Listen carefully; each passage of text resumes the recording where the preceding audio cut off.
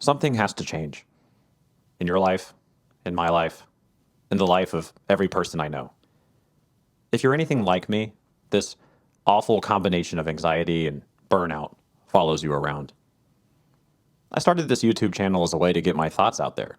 It's in my personality to look things up, to research and research some more. Optimize, improve, go deeper. I'm constantly researching and learning and obsessing about new ideas. And it's also in my nature to share those findings with the people around me.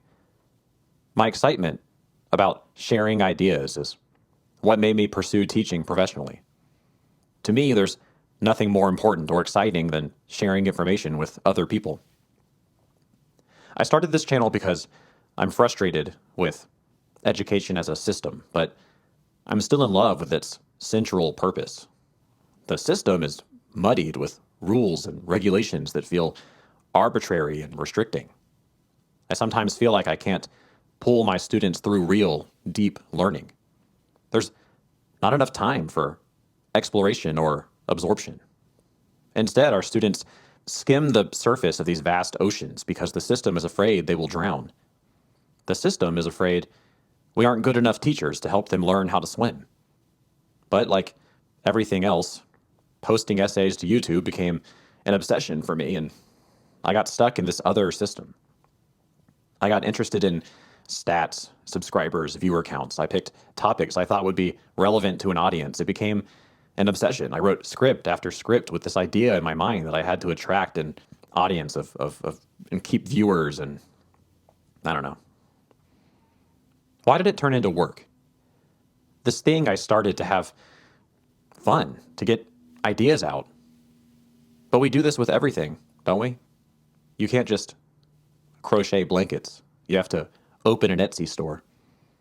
We're pulled to turn our hobbies into jobs, side hustles, other careers, or else it's just wasting time.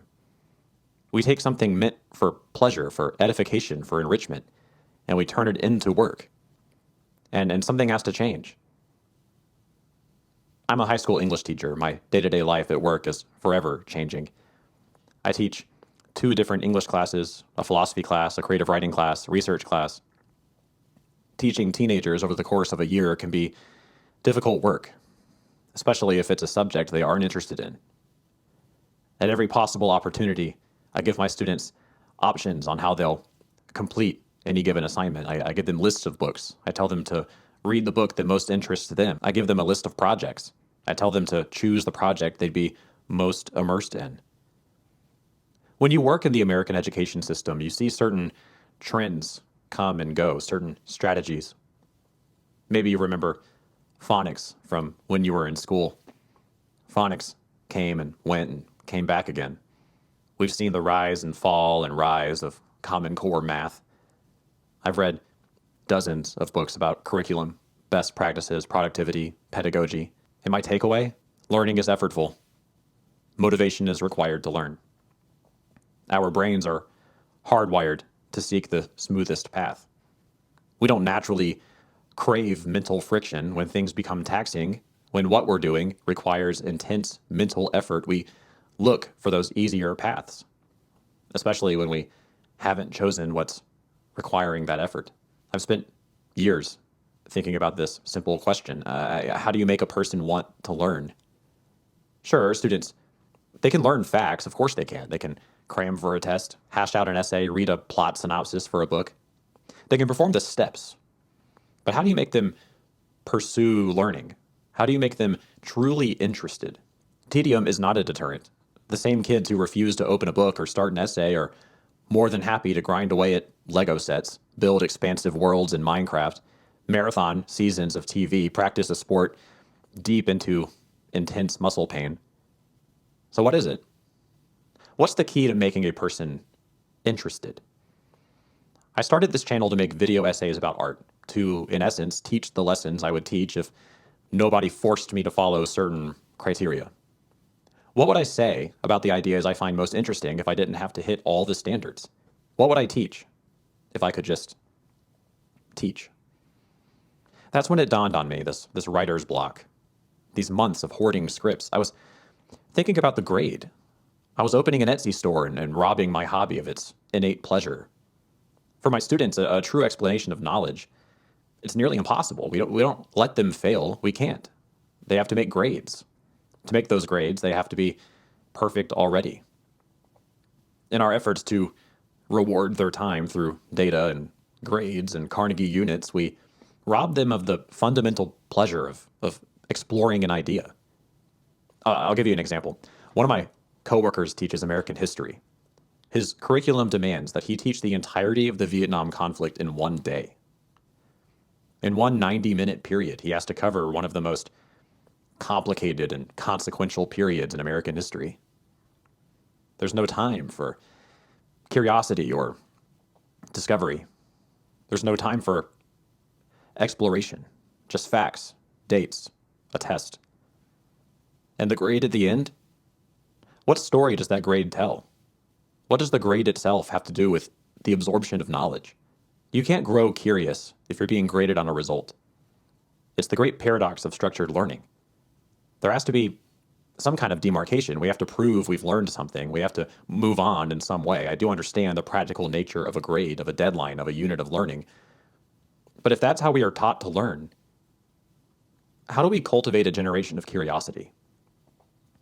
When I've made videos in the past, I've thought about the thumbnail, the title, the opening few seconds to hook viewers, the view count in the first day. Why? That's the destroyer of creativity. In my efforts to break free of the restrictions of structured academia, I've found myself relying on those same restrictions anyway. I started this YouTube channel with the wrong perspective. The point isn't to arrive at answers. The point is to explore meaningful ideas, to investigate connections between film, literature, philosophy, to start conversations. I want to build a community, to collaborate on ideas, to ask more questions. I want to foster curiosity with this channel, to present challenging ideas, to be excited about learning just for the sake of learning. The thing I love most is learning something new and sharing it with others.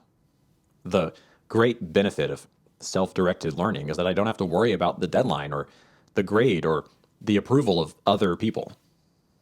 In the classroom, I put in tremendous effort to ensure my students are able to learn at their own speed, to pursue curiosity, to worry less about the product and more on the process.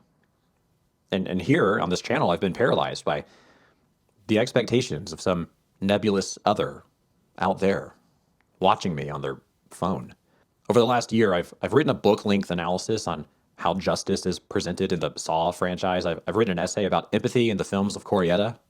I've written about the mundanity of evil in Twin Peaks, but I've been terrified to record them, to edit them, to bring them out to an audience. I've been worried about the grade.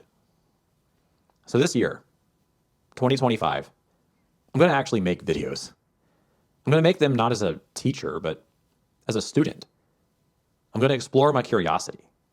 I'm going to share art that I love. And you're invited to join. The videos might be shorter, more about questions than answers, and maybe more exploratory than academic. That's the kind of essay I want to make. What's the point of having this outlet if it isn't fun, if it isn't exactly what I want it to be? We're going to talk about movies, books, music, philosophy, and the many connections between them. If that sounds like something you'd be into, feel free to subscribe. I've already produced several video essays, and a couple of them are all right. The best one is called Our Endless Adolescence, and it's about Kenneth Lonergan's Margaret. So maybe start there. But I'm going to see you guys soon. Thanks for watching.